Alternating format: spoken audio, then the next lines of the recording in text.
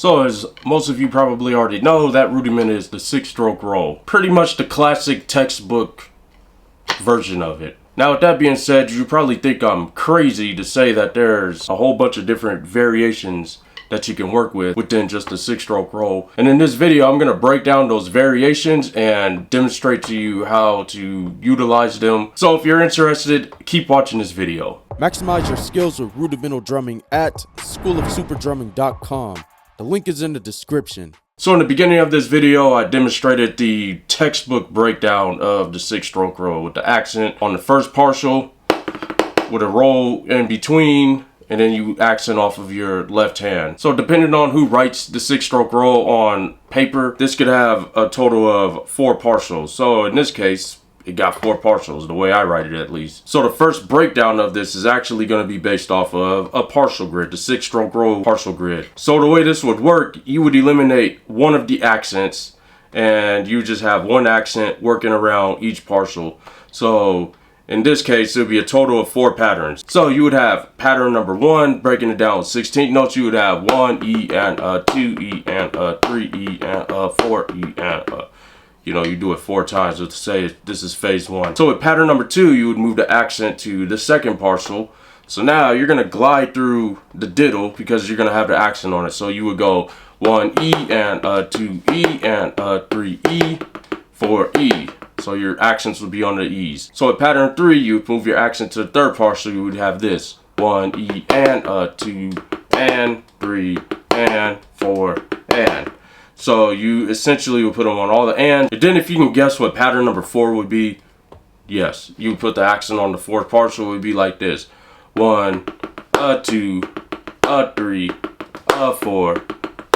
So when you put it all together, you got phase 1. It would be like this: 4, 1, 2, 3, 4, 1, 2, 3, 4, 1, 2, 3, 4, 1, 2, 3, 4, 1. So a couple of other ways while we're still on a regular bass time with the 6-stroke roll. In this case, you would actually change the sticking around in general. So instead of having the accent on the 1, and then you got double E and well, 1 E and instead of that, you can go like this: 1 E and So you double up on the and the So you got 1 E and 2, 3, 4.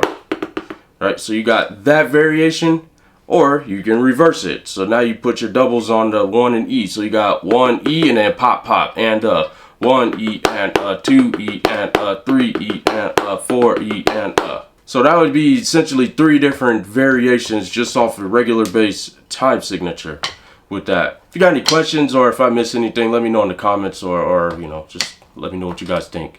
And if you guys want to learn about more rudiments, or you want to learn how to do stick tricks, exercises, chop building, whatever the case is, check out my School of Super Drumming. The link's going to be in the description. Over 600 videos, breakdown videos, stick tricks, exercises, rudiments. And there's even a crash course on how to read music or how to read rhythms. Again, check it out. Link's going to be in the description.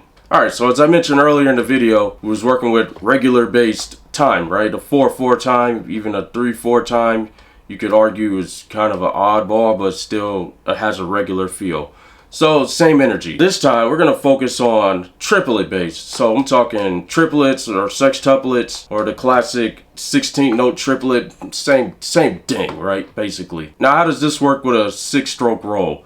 So a lot of people would call this a slurred 6-stroke roll. Basically, you just kind of going with the flow. So you're just going. A lot of kit drummers love to use this rudiment, but a lot of old school rudimental drummers love to use it as well, right? They just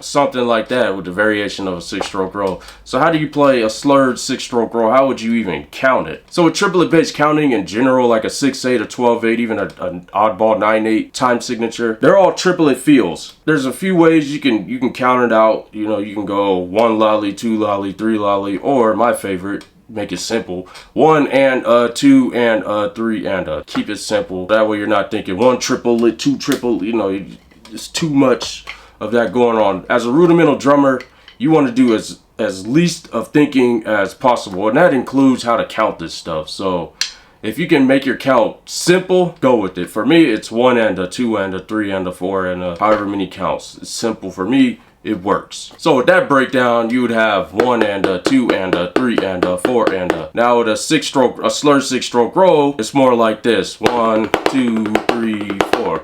So it's a different feel. So how would you count that out? You can't go like 1 and a 2 and a. You see how that works? It doesn't work that well, right? It's a lot of thinking. So what would you use instead? Well, there's a couple of other ways you can count it. You can go like, I'm not gonna do a 6-stroke roll here. It's just gonna be triplets, right? Or sextuplets. So it would go like this with the accents. You just go 1 and 2 and 3 and 4 and you kind of flow with the accents where they're landing. So does that work for a slurred 6-stroke roll? 1 and 2 and 3 and 4 and 1. It could work. However, in this case, you want to flow with where the accents are going. So you would go 1 and 2 and 3 and 4. You see how it feels weird? That cadence feels weird when you say it. So instead, just go 1, a 2, a 3, a 4, a 1, right? You slow it down, it's just 1, a 2, a 3, look at my head, a 4, a 1. You see how my head's bobbing with it? 1 and 2 and 3 and a 4 and a 1. Sounds like a little classic jazz rhythm, right? Or however it goes. Is that how they still play jazz music today? Did I get that right? So with triplet bass rhythm, specifically like a triplet, a 16th note triplet or a sextuplet, you got to find different ways to count it out. So I know I just went over a whole ramble of counting, but counting is very important to mastering how to play not just a 6-stroke roll like this, but any other rhythm you want to try to fit into this structure. You got to know how to count. And then, you got to know how to feel the rhythm, and the best way to do that is just knowing where to land how to land your cadences, like 1 and a 2, or 1 and a 2, a 3, a 4, a 1. It's just all about how it feels. Like I said earlier, I like to make life as simple as possible when it comes to counting these rudiments out, and eventually it gets to the point where you don't even have to really think about it, as long as you know what you're doing and where you're at. Now with all of that being said, how do you do the 6-stroke roll? The slurred version. I know we just went through all of that just to get to this point, right? So how do you do it? Just like with the regular bass feel, you got your accent on the first partial and an accent on the last partial. Just understand where your sticking is at, and then how to get into that sextuplet flow. So slowly, you got 1, and then you go into a left hand diddle, right hand diddle. So it's 1, like that, 1 and. So you're gonna and on the right hand diddle. 1 and 1 and and then you have to pop in there, put it together, 1, a 2. So I would just, if you're first time learning this, I would do it and then stop, reset, do it again until you get more comfortable with playing it. And then once you get more comfortable with playing it, then you could try to do 2 in a row. So you go 1, a 2, a 1. And then when you get comfortable enough, you can do 4 in a row and put on a metronome. And here's how you would put it all together like this. Here we go. 4 and 1, a 2, a 1. Like that. Reset. And then this time go for 4, just like I said we were supposed to do. Here we go. And 1, a 2, a 3, a 4, a 1. So that's what a slurred 6-stroke roll would look like.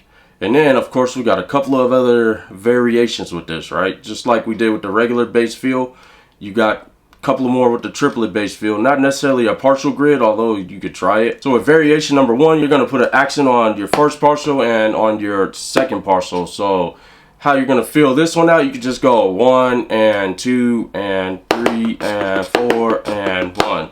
Like that, pretty much. A little slower. 1 and 2 and 3 and 4 and 1. Now, you might get a little confused with how you're saying it, the cadence versus what your hands are actually doing. So if you don't want to use the and, you don't have to use the and. You can just go 1, 2, 3, 4, 1. If that makes it easier for you.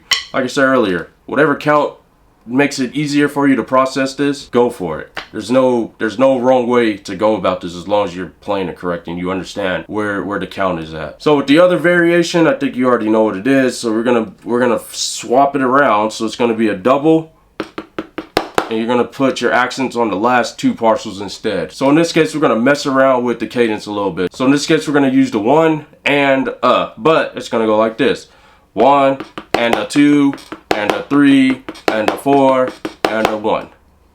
I missed the 1, but you get what I'm trying to say right there. So you're just gonna put your "and" on the right hand accent and your on the left hand accent. So if you're kind of getting what I've been doing with all of this so far, I just pretty much land my sub counts on top of whatever feels the most natural when it comes to playing it and saying it.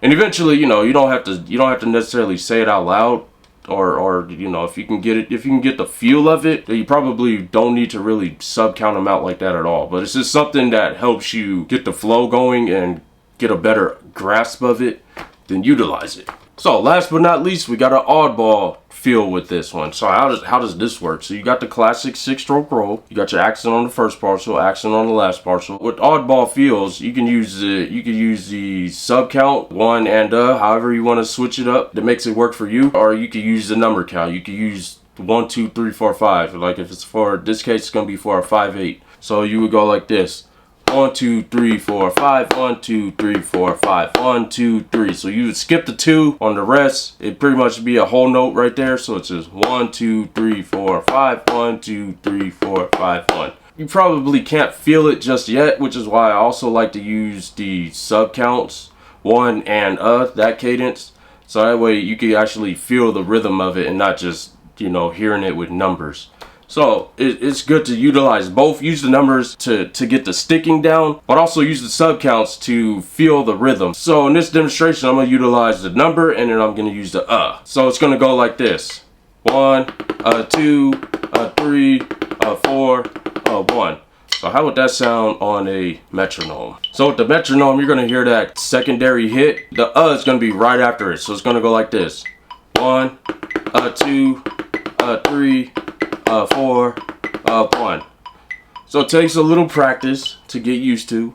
And if you don't have to use that sub count. It just works for me. Ultimately, use whatever works best for you. There's no true right or wrong answer with it. It's just a matter of what works for you and what doesn't work for you. But that's what works for me for odd times, right? So now with the other two variations, I think you kind of get the theme here. So you're gonna put your accent on the first partial, and then the second partial is gonna land on number 3, right? Or count 3. So it's gonna go something like this, really slow. It's gonna go 1, 2, 3, 4, 5. 1, 2, 3, 4, 5, 1. And for more practical use, it would be more like this.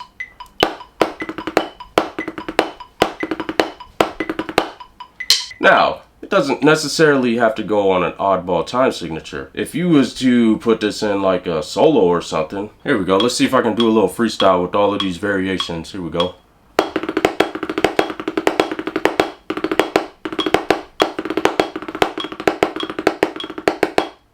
Something like that.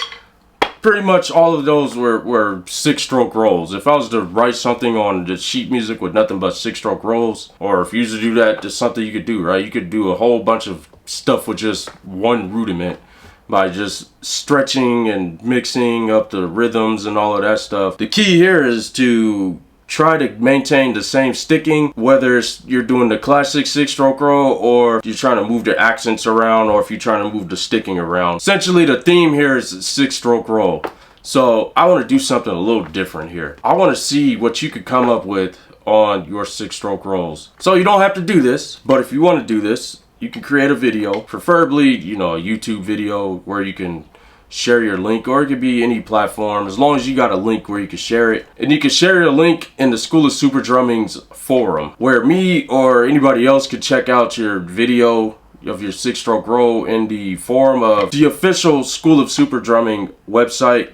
I'll post the link to the forum in the description Let me know if I forget that, because I tend to forget, but I'll try not to forget. I'll post the link of the forum in the description, so that way it makes it easier. Just so if you get lost or you forget how to find the forum, it's pretty simple. It's on the website, but then you can use the link to access the forum. Post your video there, your video link. You know, I'll check it out, and if you want, I'll even leave some feedback on it. So otherwise, that's all I got for you in this video. Let me know what you guys think of this. You guys want me to make more content like this on the YouTube channel? I would love to do so.